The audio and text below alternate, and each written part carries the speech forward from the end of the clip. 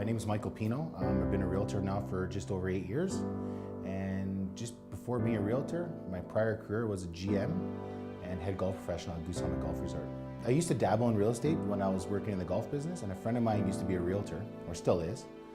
And during the boom of the 06, 07 in Alberta and in Edmonton especially, it was quite a stressful time managing people and getting staff. And I would go home and my wife would say, "You don't look like you're enjoying your job anymore." So she says, "Why don't you go into real estate?"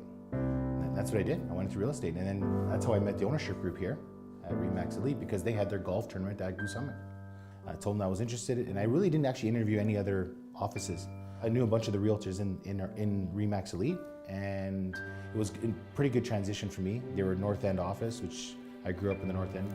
But when I actually looked at RE/MAX Elite, and you look at the volume of business that's being done in the various offices, RE/MAX Elite is hands down top of the list. So I figured, why not surround yourself with the best agents and learn from them? Especially a gentleman like Paul Blake, like one of the owners of the group here. He was instrumental as far as in a lot of aspects where I would just sit down with him and he'd say, "Hey Mike, how are things going?" And you ask questions, you pick his brain. I mean, he's been one of the top agents in the city for quite some time. So, and that's the good thing about this office. And I try and instill with new agents that come into the office also is, if you actually are welcoming and they're saying, "Hey, if you have any questions, I'm here.